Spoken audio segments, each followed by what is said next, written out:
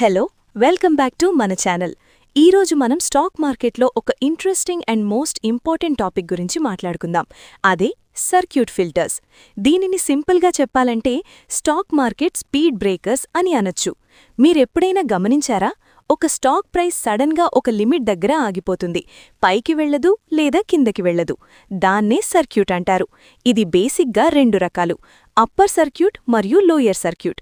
Upper circuit అంటే ఒక స్టాక్కి విపరీతమైన డిమాండ్ వచ్చి బయ్యర్స్ మాత్రమే ఉండి సెల్లర్స్ ఎవ్వరూ లేనప్పుడు ఆ స్టాక్ ప్రైస్ ఆ రోజుకి సెట్ చేసిన మ్యాక్సిమం లిమిట్ని టచ్ అవుతుంది.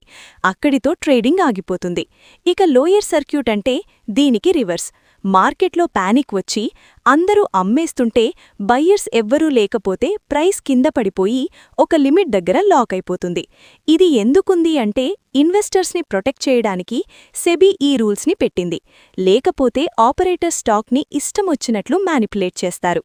మధ్యలో ఒక చిన్న ప్రశ్న అడుగుతాను ఫ్రెండ్స్. మీరు ఎప్పుడైనా ఏదైనా స్టాక్లో అప్పర్ సర్క్యూట్ లేదా లోయర్ సర్క్యూట్లో ఇరుక్కుపోయారా? మీ ఎక్స్పీరియన్స్ని కింద కామెంట్ సెక్షన్లో చెప్పండి. నేను ఖచ్చితంగా చదువుతాను. సరే, మళ్ళీ టాపిక్లోకి వస్తే ఈ సర్క్యూట్ లిమిట్ సాధారణంగా 5%, 10% లేదా 20% ఉంటాయి. స్టాక్ వాలటాలిటీని బట్టి ఎక్స్చేంజ్లు ఈ లిమిట్స్ని మారుస్తూ ఉంటాయి. కొత్తగా మార్కెట్లోకి వచ్చిన వారికి ఈ కాన్సెప్ట్ తెలియక చాలా లాస్ అవుతుంటారు. అందుకే ఒక స్టాక్ని కొనే ముందు దాని సర్క్యూట్ లిమిట్స్ చూసుకోవడం చాలా ముఖ్యం. ఇదొక safety net లాంటిదన్నమాట.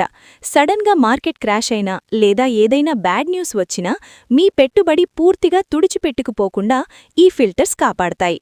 So circuit filters అనేవి మార్కెట్లో ఎమోషన్స్ని కంట్రోల్ చేయడానికి చాలా అవసరం. చివరగా ఒక మాట: ఈ పాడ్కాస్ట్ కేవలం ఎడ్యుకేషనల్ పర్పస్ కోసం మాత్రమే. మేమేమీ సెబీ రిజిస్టర్డ్ అడ్వైజర్స్ కాదు. కాబట్టి ఇన్వెస్ట్ చేసే ముందు మీ ఫైనాన్షియల్ అడ్వైజర్ని సంప్రదించండి.